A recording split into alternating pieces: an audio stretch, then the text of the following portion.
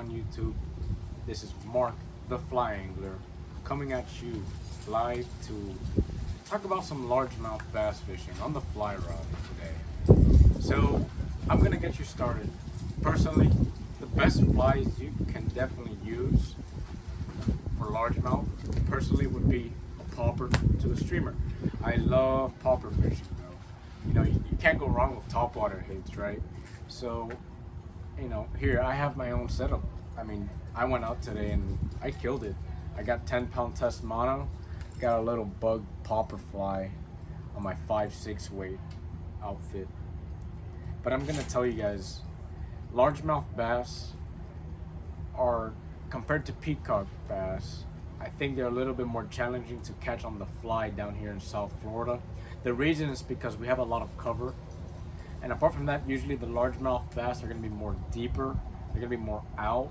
Apart from the peacocks. Peacocks would be a bycatch if you're going for largemouth. You know what I mean? I personally think there's a lot of techniques and time and place for largemouth fishing. I think it's patience. You got to get the perfect weather. Check if the wind is fine, if it can match up with your fly outfit. There's so many spectrums to follow when it comes to fly fishing for largemouth. Yeah, sure, you could whip out a bait caster, tie on a popper, a spook, or jerkbait. You can't go wrong with a popper fly, right? Then again, like I said, the popper fly is an exception. There's also streamers. You could also tie woolly buggers, and there's a whole bunch of different stuff you could do for largemouth bass, right? I think poppers, any type of topwater bait, but typically the popper on a fly, is very, very, very productive, and you cover more water, right? So let me tell you something. Most people, when they're doing largemouth fishing, especially down here in South Florida, nobody would target largemouth just because of the issue that we have with a lot of cover. And apart from that, most of our ponds are man-made, and there's big drop-offs. Largemouth are going to be right at the end of the drop-off, and the drop-off is like 10 to 20 feet out. So you either got to wait, or you just got to have a really good swing in action for this thing, right? Good double haul.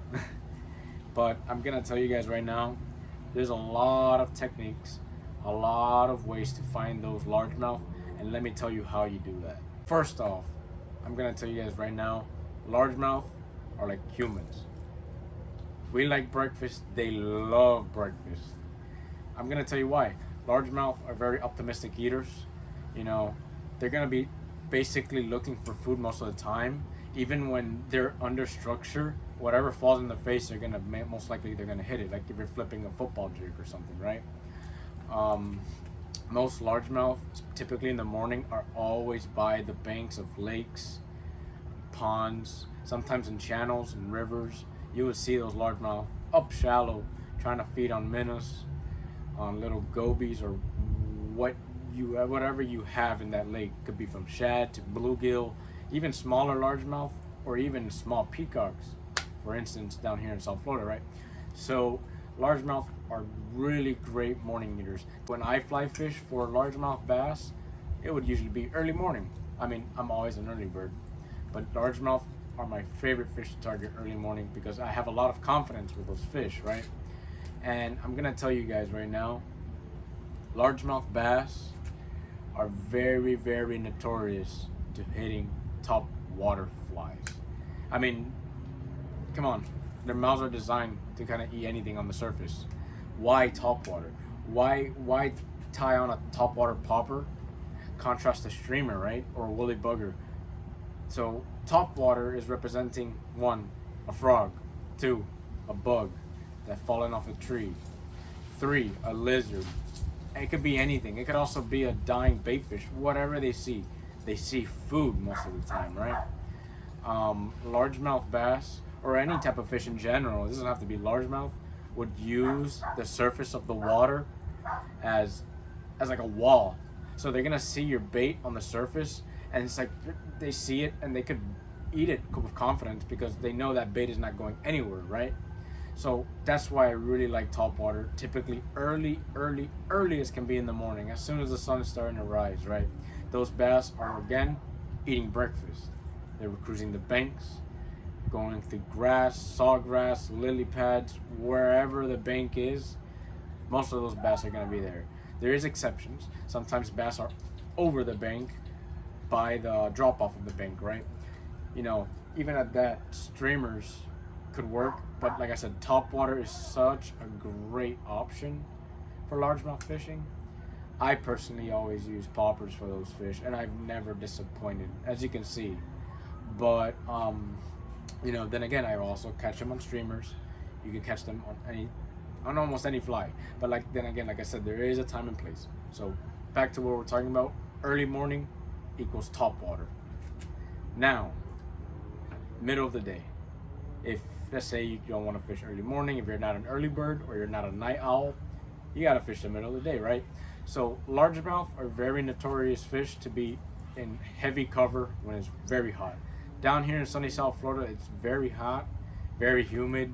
The water, as soon as it starts warming up, those fish are gonna go straight into cover, straight into anywhere they could find some shade, any cool water, to just stay by it. That's when streamers do come in place. Clouds work, but I personally like streamer for the slower presentation, right?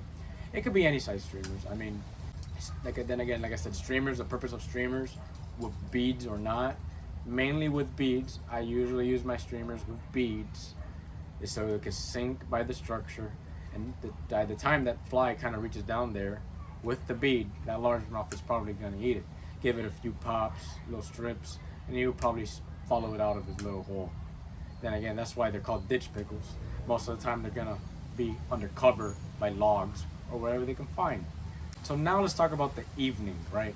The evening bite is when it gets very interesting. The water is still warm, but the fish are coming out and they're going aggressive. Why? As soon as that sun is going down, most of those bait fish are gonna be up shallow as well, right?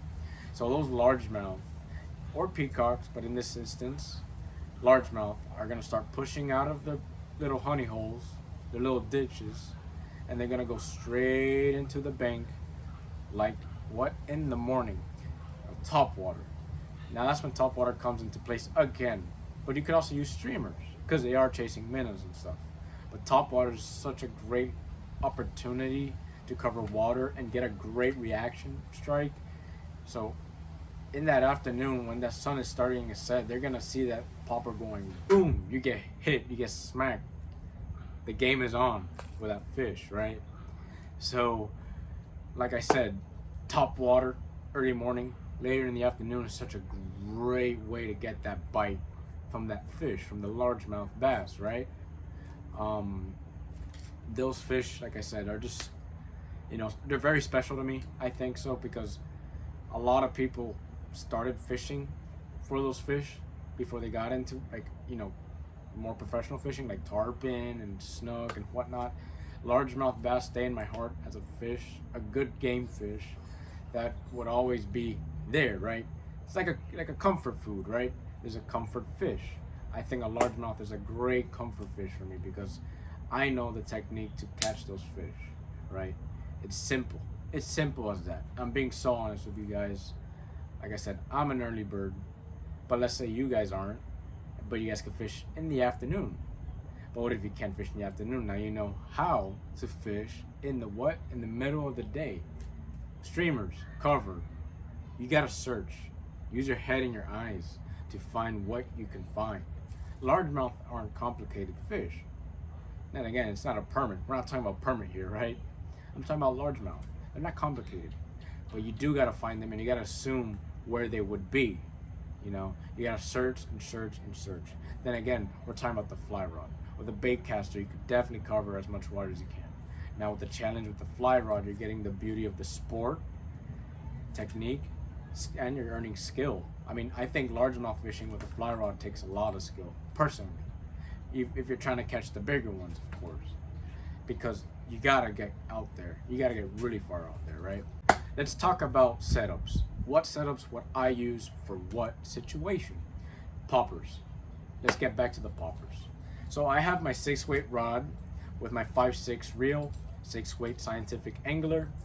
I do have 10-pound test on right now because I was in more open water. I do have one of these small little bug poppers. These little guys right here, fantastic little flies. I'm gonna be so honest, this thing has seen a lot of fish. I mean, I have a ton of them, and I'm gonna be honest with you guys, they produce. They do produce. But what if you're gonna throw really big poppers? You know, this is gonna be a little bit chunky, a little chunkier poppers, right?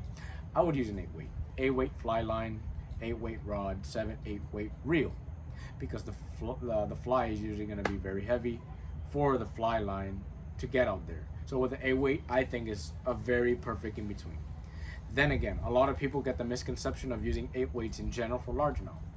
No, I use all the time 6 weights. I never really use my 8-weight. I'm always throwing these smaller presentations because it looks the most natural. Now for those big game guys who love throwing huge poppers, you're gonna mainly throw the 8 to 10 weight because it's a bigger fly, not because of the fish, it's more of the fly. And then there's a bunch of different flies, you know, there's like a bunch of like big gurglers and a lot of things a lot of people be throwing for those fish that are just huge, outrageous flies. I don't think it's necessary, you know.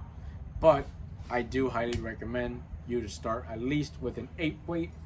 It's more simple. You can technically cast a lot more different flies. On a 6-weight would be a lot more challenging, but you can get those low profile poppers out there, or any other fly in general, smaller streamers. You could definitely get it out there. Then the streamers. Streamers is another great option for largemouth. Typically streamers with beads, very simple. Little streamers like how I'm showing right now. Very simple fly. You could definitely throw those on a 5 to 6 weight, 10-pound test, 15-pound test, depends the structure. I typically like running 15-pound test monofilament so it stays afloat while the fly could lay out more naturally. It's easier to cast too in general. But other than that, guys, I think we're done for the moment. I wish you luck, tight lines.